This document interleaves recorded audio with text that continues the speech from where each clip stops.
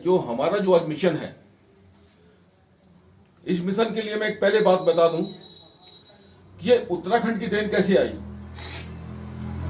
उस समय आरक्षण का बहुत बड़ा एक मुद्दा चल रहा था। उस मुद्दे से उत्तराखंड का भी एक आंदोलन चला और उत्तराखंड बन गया। तो वैसे ही आज का जो हमारा मिशन है, हमारा मिशन तो ये था, हमारे एक सैनिक की पुत्री कमली भट्ट, जो सैनिक की पुत्री है, जो चुनाव मैदान में है और 3 बार जीती भी है, शासन प्रशासन में अच्छा नाम भी है और उसका काम भी है। जीत तो वो रही है, लेकिन अभी मुझे पंडित जी की बात से बहुत कहने की लाइन मिली कि हमेशा ताकतवर की जीत होती है, कभी कमजोर आदमी का इतिहास में नहीं होता। तो हम जो सैनिक हैं, मैं ये समझता हूं कि जब सैनिकों ने अपना परिचय दिया कि सैनिक के अंदर में जब सेना में जाता है, जब वो ट्रेनिंग करता है, सेना में काम करता है, तो उसके अंदर नेता गुण के गुण तो उसी समय डेवलप हो जाते हैं। लेकिन एक कमी ये होती है, मुझसे मैं कमी नहीं मानता, लेकिन शहर के हिसाब से मुख्य धारा में रूप में जुड़ने के लिए उसके अंदर एक कमी होते हैं। वो कभी धोखेबाज नहीं होता, वो बेईमान नहीं होता, वो झूठ नहीं बोलता। तो यही एक कारण है कि सिविल में वो आगे चल नहीं पाता। आप मेरी बात से सहमत हैं? तो वो आगे चल नहीं पाता।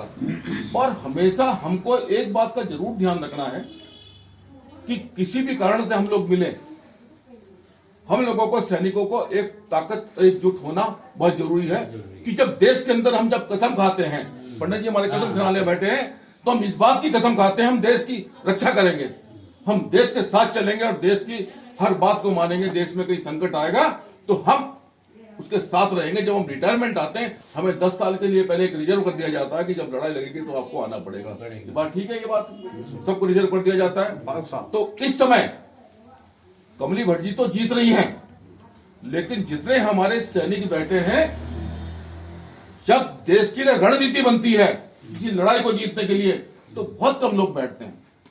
और कम बैठ के जो रणनीति में अंजाम देते हैं, आप सर्जिकल स्ट्राइक देख लीजिए। 4 पैरा का हमारा भाई बैठा था जो सर्जिकल स्ट्राइक वाला था। छोटे से लोगों ने, हम लोगों ने वहां के दावे दूसरे देश में जाकर हम उसको ध्वस्त कर सकते हैं। अगर इतने सारे सैनिक, अगर हम ये ठान लें इस प्रदेश के अंदर में, और सबसे पहली बात तो इस वार्ड के अंदर में जो भी लड़ाई चल रही है, चुनाव की जो लड़ाई है, इसमें हम लोग जितने सैनिक तो वोट देंगे, लेकिन सैनिकों की इज्जत सिविलियन भी बहुत करते हैं।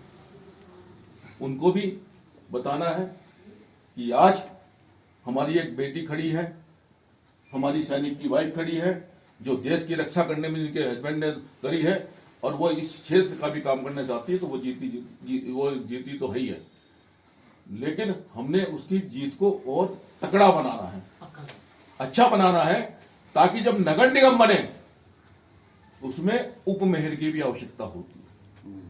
हमारा ध्येय ये होना चाहिए कि जो हमारे, जिसके लिए हम उद्देश्य, जिसके लिए हम इकट्ठे हुए हैं, हमारा मिशन फेल नहीं होना चाहिए। और जैसे मैंने कहा कि जब फौजी कसम खाता है कि मैं देश की रक्षा करूंगा, उसके लिए इस समय जो समय आप देख रहे हैं, टीवी में देख रहे हैं, मोबाइल में देख रहे हैं, बहुत सी ऐसी आपत्तिजनक जो आती है, देख के दिल मचल जाता है। और हम चाहते हैं कुछ करना, लेकिन कर नहीं पाते। लेकिन क्यों नहीं कर पाते? क्योंकि पहले हमें शक्ति इकट्ठी करनी पड़ी, तब इसको करेंगे। शक्ति हमारी ऐसी है कि हम जितने सैनिक हम मिल जाएं। लेकिन हमने एक सर्वे कराया था, मैंने कल भी इस बात को कहा है, हमने एक सर्वे कराया था अपने ऑफिस के माध्यम से, सब लोगों से। हमारे ऑफिस में तमाम लोग आते हैं, आपको भी हम इनवाइट करेंगे कि ये सैनिक कमजोर क्यों है। पूरे उत्तराखंड के अंदर में हर घर में सैनिक, अभी मैं केदारनाथ चुनाव में था तो कोई सा घर ऐसा नहीं था जो सैनिक का ना हो। बद्रीनाथ चुनाव में मैं रहा, वहां भी हर घर था। पहाड़ के तमाम चंपावत जितने चुनाव में मुझे सरकार के द्वारा जाने का अगर मौका मिलता है, तो मैंने ये देखा कि हर घर में फौजी है, हर घर में फौजी है।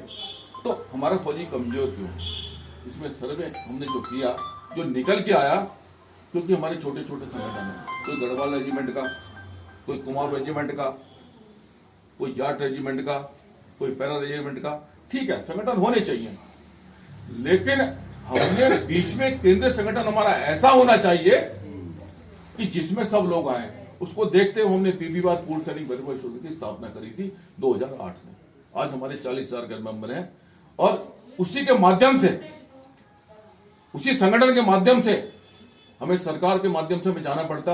आज मेरे पास मैसेज आया कि पूरी भारतीय जनता पार्टी की तरफ से सैनिकों की तुम एक प्रेस कॉन्फ्रेंस करो और ये उसमें कहो कि हमारे उत्तराखंड के सैनिक सब भारतीय जनता पार्टी के पक्ष में हैं।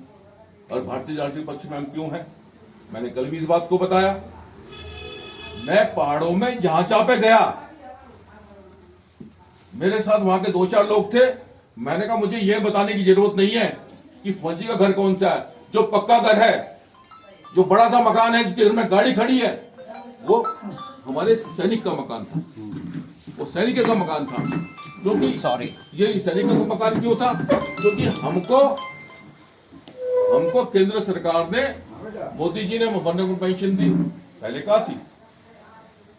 मुझे याद है सन 80 में 405 रुपए का पे स्केल था। किसी को याद है? आपको याद होगा, 405 रुपए का पे स्केल था। जब हमारी तनख्वाह 900 रुपए आई थी और 405 भी हम जाते थे निक्कर वो पहन के कि श्रीमान 900 रुपए ठीक पाए श्रीमान, वो जाते थे।